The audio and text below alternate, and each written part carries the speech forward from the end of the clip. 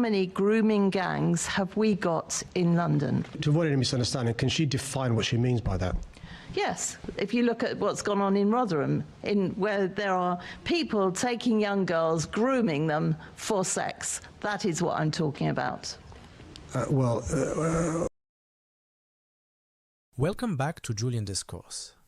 Before we even get started, drop a comment down below and tell me exactly where you're watching from today.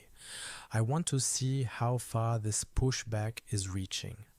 And if you want sharp, unapologetic accountability, hit the like button and subscribe right now. What happens when an establishment politician faces a catastrophic failure on their watch? They don't take responsibility. They play word games. For years, we've watched the devastating reality of grooming gangs unfold across the UK. The institutional pattern is always the same. Authorities deliberately look the other way, paralyzed by the sacred rules of political correctness. But when London Mayor Sadiq Khan is pressed on whether this exact crisis is happening in his city, watch his response. This isn't a leader genuinely seeking clarification. This is a calculated, evasive tactic designed to shut down accountability and bait his opponent into a trap. It perfectly exposes the absolute disconnect between an insulated political elite obsessing over narrative control and a public demanding basic safety for vulnerable children. Watch how quickly the mask slips when the establishment is forced onto the defensive. I asked you this question last week and you found every which way but not to answer it. Just how many grooming gangs have we got in London? To avoid any misunderstanding, can she define what she means by that? Yes, if you look at what's gone on in Rotherham, where there are people taking young girls, grooming them for sex, that is what I'm talking about. We know in London there are issues about exploitation of young people, but they're not as defined by the member in her definition of what those types of gangs are. So are you saying we haven't got the same sort of gangs that are in Rotherham, Bradford and lots of other places in the country? Just for you misunderstanding, what does she mean by that? You know full well what I mean by that. It's all over the television. You know exactly what I mean by that. These gangs of people that are grooming young girls for sex. Do we actually have those in London? I'm unclear, Chair, what is meant by the question. If you could spell it out, I can answer. I've just spelt it out. Are you not listening? It's the sort of gangs that groom young girls at a young age for sex. Exactly how much clearer do you want me to be? That makes me so livid I could cry. That disgusting human being who happens to be the Mayor of London, who also happens to hold the title of the Police and Crime Commissioner as part of that role, that responsibility, obfuscating, gaslighting, bullying, belittling. These are little girls, underage minors, being raped by gangs in our capital city. You do not play games over this. If this was anybody else in any other position of authority, that clip alone should have seen his head roll. London Mayor, you're a disgrace. You're disgusting. You do not deserve to be in that position, not when the welfare, the well-being, the dignity, the integrity, the safety and the innocence of children in the capital city is at stake. You are the most deplorable, despicable, horrible human being to answer that question like that. Now, you get back in that seat, you answer the question properly, you get the stats, you hold the police to account. That is what you're supposed to be doing. That is what I'm paying you to do.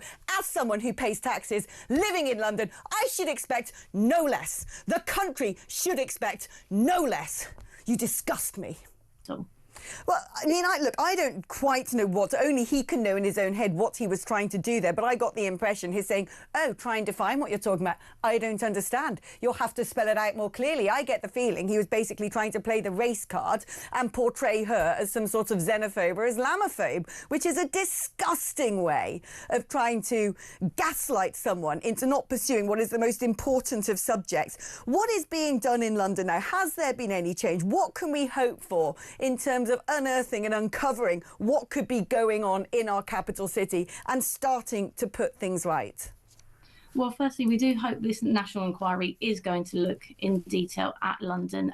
We've seen from the Casey report the problems laid bare, and as you said there, we've seen the issue with the data. So the data basically shows us between local authorities and the Met Police, it is undeniable that children are being lost in the system. So we really need to push on that now and make the Mayor look into that as soon as possible while we wait for the national inquiry to go through. It was really upsetting that in February we could have began work on this. Like I said, the City Hall Conservatives put forward a plan to make sure that we were beginning to look into that now, and Labour rejected it. I do hope now they do more after the national government have U-turned. But just to come back to that questioning from Susan Hall, as I said, I couldn't tell you why he thought it was okay to behave in that way. But what I do know is this is the most serious of crimes, and he was playing a game of some sort. Only he could tell you what the game was. But he was playing a game of some sort with what is one of the most severe and disgusting crimes that we've seen in this country. Yeah, I think we all have a hunch of what game he might be playing. I've got a view of his messaging saying Khan didn't answer the grooming scandal question because he was goading her into saying Muslim or Pakistani so he could shut her down as a racist. Sadiq Khan boils my blood, says someone else. How does that childish response around rape gangs, how is it befitting of a Knight of the Realm? The UK should remove the title immediately. Just as you said, this is not an issue that you can play political games over. This is not an issue where we should ever tolerate somebody using those sort of sly ways of framing somebody as being a xenophobe or an Islamophobe or a racist, because we know that that has been all part of the cover-up, which has enabled these gangs to be able to act for decades now with hundreds of thousands of victims. Yeah, and I have to say that in the Casey report, she made clear that in 2/3 of cases, ethnicity data hadn't been recorded alongside these crimes. She made clear that authorities had shied away from the issue of race. So now that Dame Casey has said it, hopefully the likes of Sadiq Khan will take it seriously, because it's victims that have paid the price for that. But also, it should be said, it's also minority ethnic communities that are paying a price because they want this investigated as well. They are saying, don't tarnish everybody with the same brush. Don't let this get pushed under the cover. And they want this investigated just as much as anyone else. And we are doing a disservice by not talking about it, not only to them, but of course the victims. What you just witnessed in that exchange is not a mere political disagreement. It is the absolute exposure of an establishment that has prioritized its own ideological comfort over the basic safety of the public. When London Mayor Sadiq Khan sits there, acting entirely baffled, evasively demanding that a political opponent define and spell out what a grooming gang is, we are not watching a leader genuinely seeking clarification. We are watching a calculated defensive tactic designed to shut down an uncomfortable truth before it can breach the walls of his political narrative. Think about the sheer arrogance required to deploy that strategy. For over a decade, the UK has been rocked by the catastrophic revelations of child grooming gangs. The public knows exactly what this is. Yet, when confronted with the terrifying prospect that this same systemic failure is happening under his watch in London, the mayor chooses to play procedural word games. This is how insulated the political elite has become. They treat inquiries about the mass exploitation of vulnerable children not as a crisis to be solved, but as a PR inconvenience to be managed. But we have to look deeper, because Khan's defensive posturing reveals the exact mechanism that allowed these tragedies to happen in the first place: the weaponization of identity politics. Why does an establishment figure feign ignorance when pressed on this specific issue?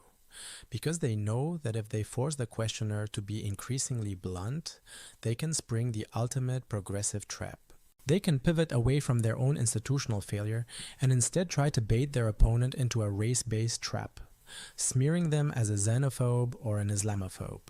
This is the woke shield in action, and it is the most dangerous tool in the modern left's arsenal.